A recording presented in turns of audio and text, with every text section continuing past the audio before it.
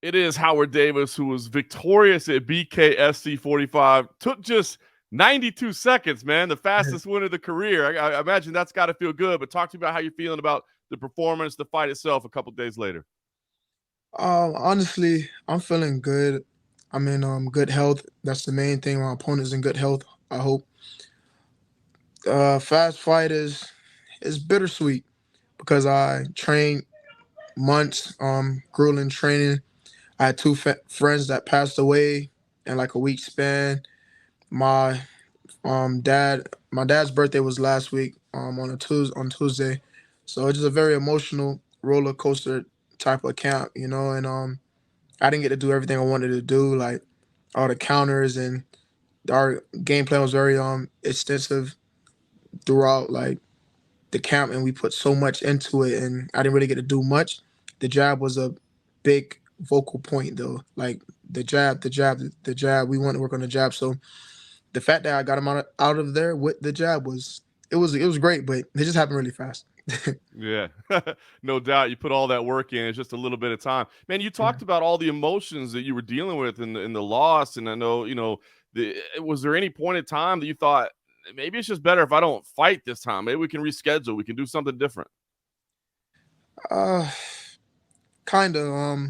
When I went to Jamaica, once I found out the fight news, and I felt like I was fighting, I needed a break. I needed a time to sit back and just see some friends and family, and just re- um I realigned my focus and just put everything in front of me, and thank God for what I have and the people that's still here, and watching over the friends and family that have passed, and just give me more clarity on what I should be doing and if I should take the fight. So it was it definitely was I can't even put it into one word. It was an eye opener to see and go through the things I went through for this camp and this fight, but it paid off, and I'm in good spirits right now. I'm still, dealing with a lot of stuff, but I'm in a better place right now. That's awesome to hear, man. Obviously, loss is never fun, but we got to move forward. Life goes on, right? So, I Right. I want to ask you about your path, man, because how did you start this journey? Because you don't have that typical path of like, well, I had this MMA record and then I switched over to BKFC, or I had this boxing record and then I switched over to BKFC. Mhm. How did this start for you? Honestly, oh man, I messed up the camera. Switch hands by accident. Let me know when I'm back. All Okay, good. I'm good. It's kind of hard because it's like I don't know, the phone twisted. Um, yeah, it started. I was an amateur boxer. I didn't have much experience or many fights because I had kids and I had to work multiple jobs at the same time while trying to train for the tournaments and stuff like that. And I didn't always have the best training because the time and me being away, the jobs used to work like moving jobs, going to state to move houses. So it was hard. So my coach ended up getting the lane. It was Ryan Perez. He ended up finding the lane, and I was supposed to be the first bare knuckle fighter out of our entire camp because growing up, I did that my whole life. Like I fought dudes in the street for free. I was doing a lot of bad stuff and obviously getting in trouble and fighting in school. So I was just bred for it. It's like I can hit hard. I got some boxing with it. I don't have the biggest amateur career, but if anybody can do it, it's probably me. So I was gonna do it, and then my mom and my girl at the time was like they didn't really want me to do it. They were like do boxing, do boxing. They was pushing for the boxing, so I tried to hold off on it and do boxing, and it ended up taking a step back because we had some other um, fighters in our stable that was obviously more seasoned and bred for boxing. They've been boxing longer than me. That was really good. I wasn't good too, but they was better. So he took them professional first with boxing, and then with Jared Kid Gotti, he took him bare knuckle first instead of me because my life ended up falling apart. I had to move away from Florida. A whole bunch of stuff happened. So Jared ended up doing his thing, winning his fights, became the youngest BKFC world champion, and the people he took pro in boxing are both undefeated boxers. So they everybody did everything. The plan worked out. I took a seat, a back seat, and got my life around. Got good financially and stuff. Came back to Florida, started training with another boxing gym, and then I was supposed to go pro boxing with them, but a lot of stuff kept happening, and then me and Ryan back connected again. and then he got me opportunity fighting on a boxing card, but I was the only bare knuckle fight, so that's how I started off my bare knuckle career. My first fight professionally boxing bare knuckle was a bare knuckle fight, and it ended in one punch. I knocked the dude out with like one punch. It was like probably the fastest bare knuckle knockout, but it's not on the BKFC, so they're not gonna count it. But it was like legit 2 seconds. It was like a 2 second knockout. So I knocked the dude out, and from there I fought Rusty. Ryan got me into the BKFC because obviously he already had Jared, and Jared had already established a record of 2-0, 3-0, I think. And from there, I had one professional boxing match, and then from there, it's just been fight after fight after fight. BKFC.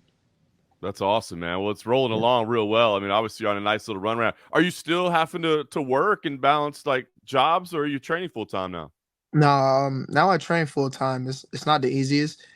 I'm still young in my BKFC career, and I don't come with all the followers and the clout and stuff like that. So I'm not getting paid the highest, but I'd rather struggle right now and put my all into my training and be the best athlete, boxer, BKFC fighter I can be, rather than letting the job take away from that, time wise and just focus wise, and it stops me from being at the top of my game. So yeah, it's hard and stuff, but to me, it's worth it. I've been steadily progressing because all I do is train.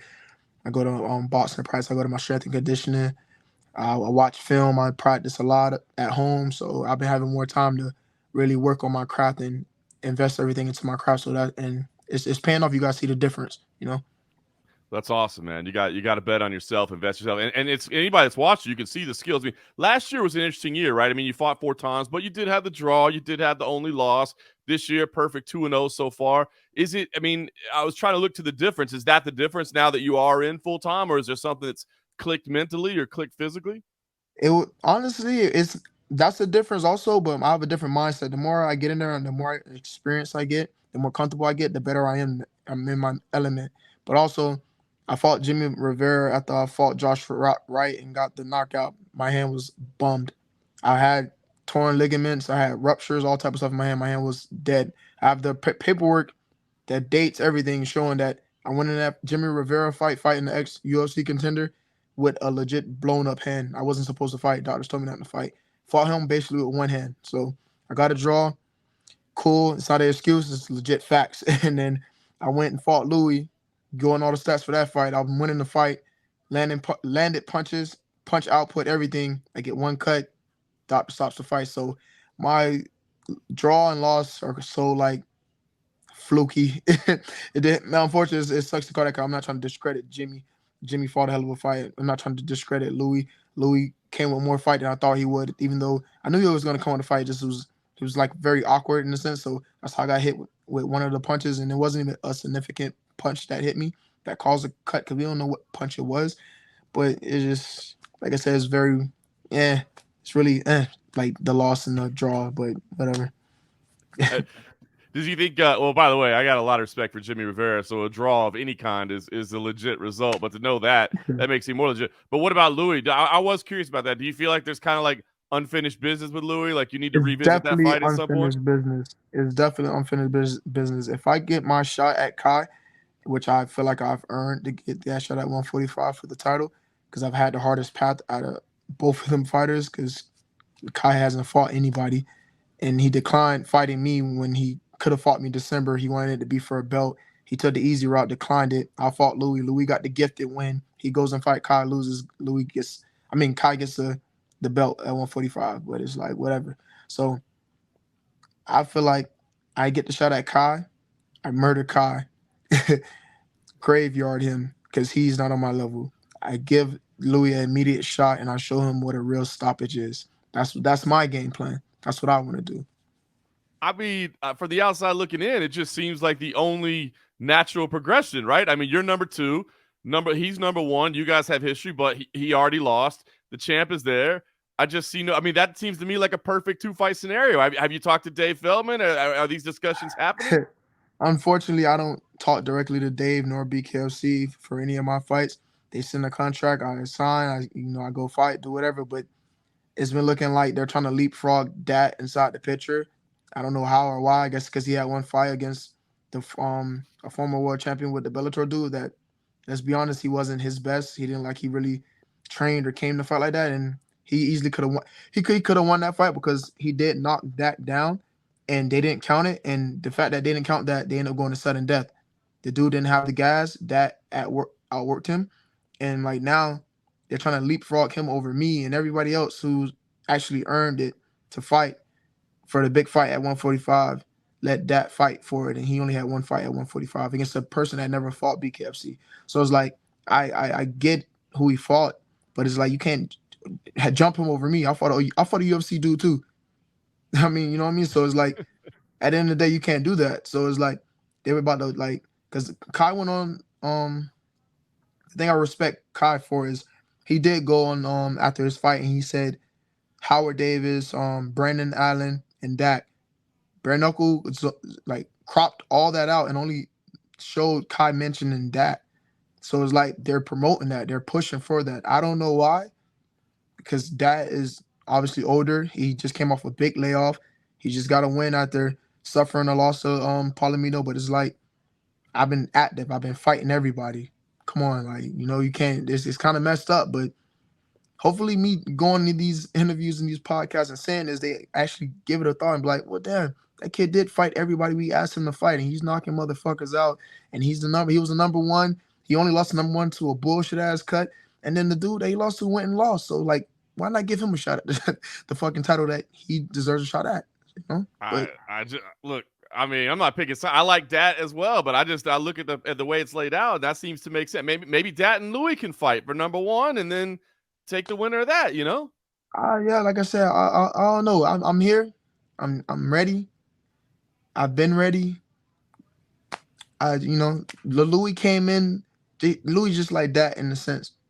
He came in. He lost his first bare knuckle fight. Got his jaw broke by Rusty Crowder, a person I beat, a person Kai beat. He fought a dude after that. I don't know who that dude is. And then he fought me and got he's on a 2-fight win streak. I've been on 2-fight win streak twice already in different weight classes. I'm trying to figure out what's really going on. Why they're pushing him and everything else. And Kai has only fought in Montana. Just like I've only fought in Florida. Like I said, my opposition has been better than Kai's and Louie's. So it's I don't know. Just leave it at that. Be honest with you, Jimmy will beat the shit out of Kai and he will beat the shit out of Louie. And he most likely will beat Dak. I went in there fucked up and legit got a tie. So understand, that's why as not pat my own back and glow myself, but I fought a dude that can really take hits, can really fight, and I dropped him with the same messed up hand. Yet I'm getting pushed to the back, and they're telling me to wait my turn. And for what? If you combine our opponent records, it's not close, But hey, even Josh Wright, he only lost to 2 people, me and Shows. And look where Shows is at, and look where I'm at. And Shows fought Palomino. Tell me anybody else that Kai, Louie, or any of them has fought that type of opposition. Josh Wright will beat both of them. But he hasn't fought. But he just had tough challenges. But that's just how it goes. Yeah, that's how it goes, man. I respect it. I know you're trying to be respectful, but hey, they do say closed mouths don't get fed. You know what I'm saying? You're just out there stating facts. Yeah, I'm trying to be totally respectful. I just know that if I was to fight the opponents that Kai has fought, the people that they found in Montana and the people that they found for Louie, I would destroy them. They can't say the same with the people I fought. So if you look at it like that, it's like, how am I not getting a title shot? That's kind of absurd. It's absurd. But like I said, I'm a fighter. I just fight. I love it. Well, let me ask you, last thing I have for you. We'll see how the schedule plays out and what BKFC decides. I imagine you got out there healthy, or do you need some time off, or do you need to, some little time away to rest up? Right now. If they were to give me Kai right now, I'm ready to fight right now. They give me Louie right now, I'm ready to fight Louie right now. They give me Dak right now, I'm ready to fight Dak right now. They can give me whoever. If they was to give me Palomino, I'm ready to fight right now. It don't matter. I'm here ready to fight anybody if it's right, if it makes sense. I want a belt. I need a belt. I need something that puts me on that level. I'm ready to train myself to that level and be on that level and stay at that level. But I need the shot first.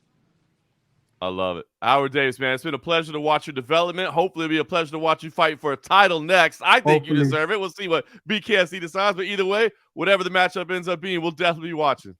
Thank you, man. Hey, appreciate it. Love.